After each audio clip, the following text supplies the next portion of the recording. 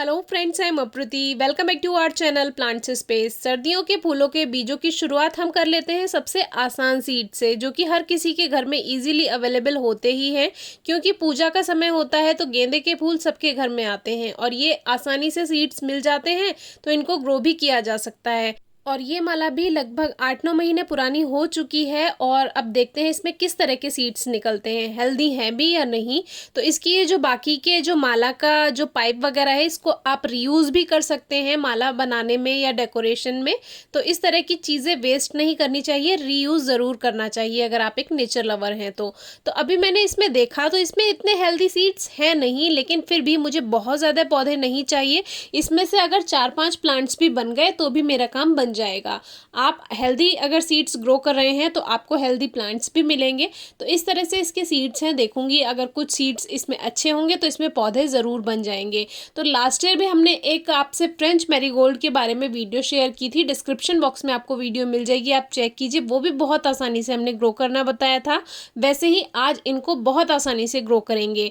हम दूसरे पॉट्स में आपको ग्रो करने के लिए बोलते हैं कि आप किसी भी गमले में ग्रो कीजिए, लेकिन जिन गमलों में इस तरह की रूट्स आपको दिखाई दे रही हैं दूसरे प्लांट्स की, तो इस तरह के गमले बिल्कुल भी ठीक नहीं है इन तरह के बीज को ग्रो करने के लिए। क्योंकि अगर हम इसमें सीड्स को स्प्रिंकल कर देंगे, मान लीजिए आपने गुड़ाई करी, उससे ये जड़ें हट गई और आपने सीड्स को स्प्रिंकल कर दिया और ढक दिया मिट्टी से, नमी बनाकर रखी, सब कुछ ठीक है।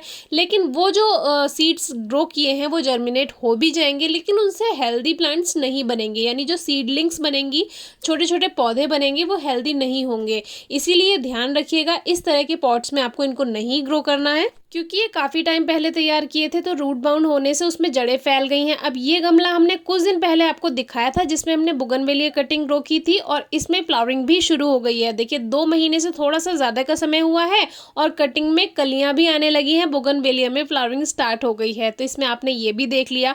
अब ये जो गमला है हमने कटिंग इसमें ग्रो की थी तो इसमें रूट्स नहीं फैली हैं। आप देखिए मिट्टी की गुड़ाई करी और रूट्स इसमें बिल्कुल भी नहीं है। बस मेन एक रूट बॉल होगा वो होगा, बाकी साइड साइड में इसमें सॉफ्ट सॉइल है।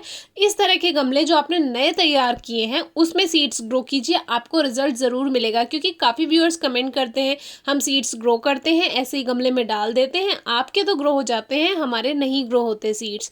तो जो मिट्टी है अगर वो सॉफ्ट सॉइल है, उसमें फर्टिलाइज़र है या नहीं है उससे मतलब नहीं होता। फर्टिलाइज़र भी ये नहीं है कि बिल्कुल ही सूखी मिट्टी है, ड्राई है एकदम, उसमें उपजाऊ क्षमता उसकी है ही नहीं।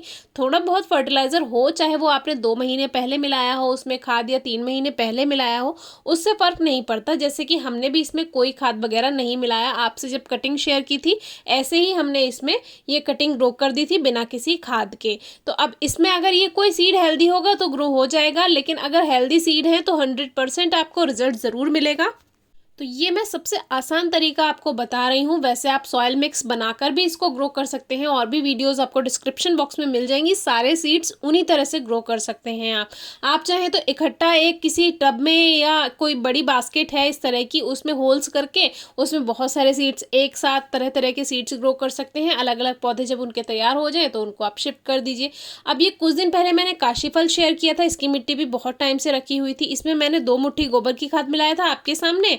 तो अब मैं इसी में ही साइड साइड में मिट्टी की गुड़ाई करके, देखिए रूट्स इसमें कहीं भी नहीं है, तो इसमें जो हम सीड्स डालेंगे उसमें जर्मिनेशन जल्दी हो जाएगा। और रूट्स जो बनती हैं इतनी सॉफ्ट होती हैं कि वो सॉफ्ट सॉइल में बहुत इजीली फैल जाती हैं। तो इसीलिए इस तरह की मिट्टी बिल्कुल सही रहती है। इसीलिए मैं आपसे कहती हूँ किसी भी प्लांट के गमले में ग्रो कीजिए, लेकिन अगर मिट्टी बहुत समय पुरानी हो गई है, उसमें प्लांट बहुत समय से लगा है, तो बिल्कुल ना ग्रो करें उसमें। जो सॉफ्ट सॉइल वाला पॉट हो उसमें ग्रो करें। और इसमें मैंने सुबह वाटरिंग की थी, क्योंकि आजकल मैं पौधों में सुबह में पानी देती हूँ, मैंने शाम का पानी देना बंद कर दिया पौधों में, मैं सुबह में देने लगी हूँ।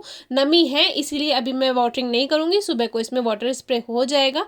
तो हल्की नमी बनाकर ज़रूर रखें। अक्टूबर चल रहा है तो मिट्टी में नमी बनी रहेगी अभी, बाकी इसको आप खुले में धूप में भी रखा रहने दे सकते हैं अगर नमी है तो, बाकी कोई प्रॉब्लम नहीं है। फिर भी अगर आपको कुछ समझ नहीं आता तो आप ज़रूर पूछिएगा। Thank you.